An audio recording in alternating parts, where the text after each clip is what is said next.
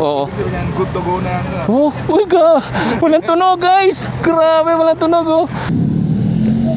Lakas na guys, tingnan mo 500cc na overtake niya. What? So ayan guys, bali nandito tayo ngayon sa Honda Safety Driving Center. At ito yung mga motor na pwede nating i-test ride. So una nating i-test ride itong WN7 ni Honda. So kagandahan nito guys, EV na to, ibig sabihin electric, fully electric to. So check natin yung performance niya. Impression lang guys ha. Sa impression tingin naman very futuristic ang datingan. Look at this oh. Ang ganda oh. Suspension pa lang oh. Upside down fork, double disc brake.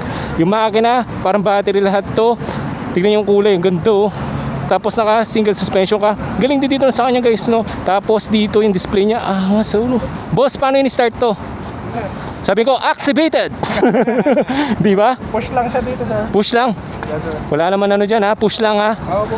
Parang ano pala siya, triple R. Yes, sir. Okay yung starter button niya guys, ito.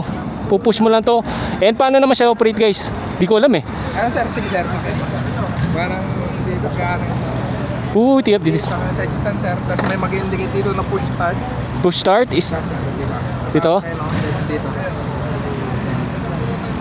ready. Indicate dyan na ready, sir. Oo. Ibig sabihin yan, good to go na yan, sir. Oh, walang tunog guys. Grabe, walang tunog oh. Wala rin siyang clutch. Tapos side mirror. Ito yung parang ano sa kanya, nagpabigay sa kanya ng extra flavor para siyang classic yung datingan. Brake, sir. Rear brake. Rear brake, okay. Yes, sir. Tapos ito, cambio, Ito yung riding mode niya, sir. riding mode. Aircon, anong gagamitin ko dito guys? Sport? Ay, wag. Pero susubukan ko sport mamaya. Pero habang umaandar ba pwedeng palitan? Opo. Pwede. Tapos yung cambio guys, ito. Wala siyang cambio, sir. Wala. Oo. Pwede S expressway ito? Sa ngayon, sir, hindi pa, sir. Wala pa regulation, no? Opo. Okay. Pero in future, ongoing pa, no? So, Sure, sir. pero kung i-convert natin siya sa ano, parang ilan yung cc niya? Equivalent niya, sir, 600cc. So 600cc daw to guys, pero wala pa ngayon ano. Pero meron lang tayong indicated na ABS dito, 97, tapos battery mo para cellphone no. Galing oh. Uy. In terms of torque naman, sir, equivalent niya ay 1000cc. Grabe, yung torque niya daw guys, equivalent sa pang 1000cc. Grabe. Comfy siya guys ha. Hindi pa siya nag-auto balance no. Hindi, sir. Ganda guys, kaya lang wala nang ano to, tag dito. Sound check kasi guling oh. Okay, sarado natin helmet natin. At unang sampa dito guys, sobrang futuristic na motor na to. Kitang-kita nyo naman, di ba? Ayan o, di ba? Ang ganda tignan. Ako ay 5'10" at flat foot tayo dito guys, insim ko 32. So very relax siyang gamitin. Okay, follow ha, follow. So follow na daw guys. Naka-rain mode tayo, palit tayo na mode. Gusto natin standard. Sport kaya. Grabe sport oh. Smooth. Para ka naka-scooter dito. Grabe oh. Grabe kajut mo. Ganda oh. Dito gamitin guys. Ito yung WN7, isa sa pinagkita doon sa makina nun. Tara subukan natin. Alright. Grabe, sport mode tayo ngayon guys ha. Ang lakas ng torque. Giga. Tapos banking pa. Banking natin ano lang, chills lang. Ganda ng braking system na guys.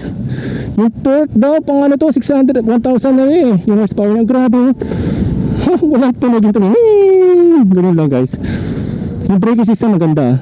Ang kapit. Yung e-bike na din isipin na ganito kalakas guys. Legit. Grabe ka. Bagay na, bagay.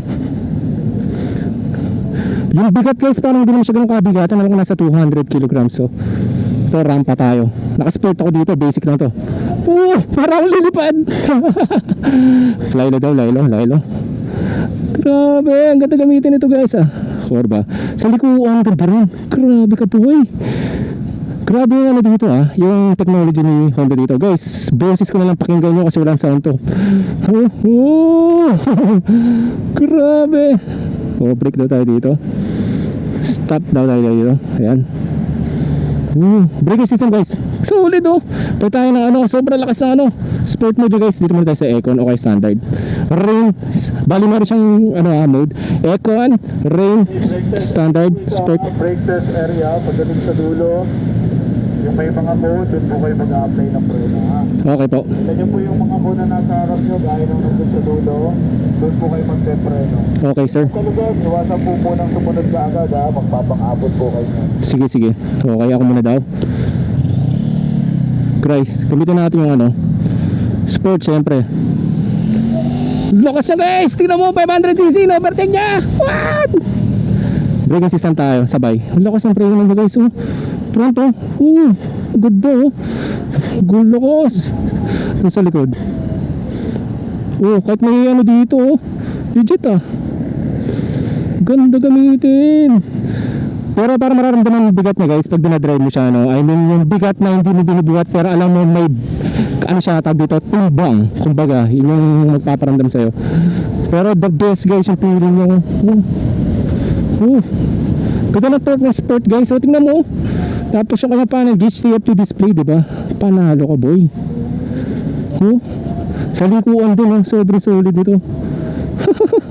WN7, napaka futuristic. Syempre alam naman natin may EV cars na, so alam naman natin doon napapunta talaga yung technology.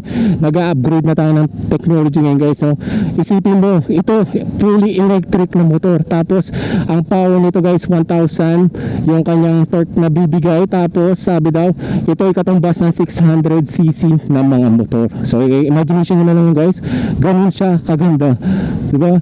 Tapos syempre yung side mirror panalo ka rin, no?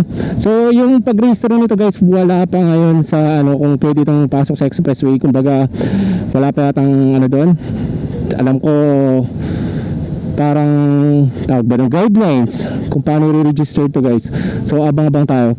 So far sa experience ko dito, masasabi kong sa pag-experience ng WN7 ay nakaka-amaze guys, kasi isipin mo 600cc ng motor, ganito kalakas, at syempre sobrang ganda gamitin. At yun lang, hindi ka na magkailangan pang magkarga ng gas kasi ito ay fully electric na. Angas guys, diba? Fully electric, so hindi mo na kailangan pa problema, basta ikarga mo lang. Okay nga sana madala ang power bank no? Pero so far so good guys, nag-enjoy ko tong WN7 ni Honda. So abang kayo guys sa mga susunod pa ng ating review, at syempre kung gusto nyo to guys, please follow na lang po, at syempre yun na guys, ingat kayo, ride safe, God bless.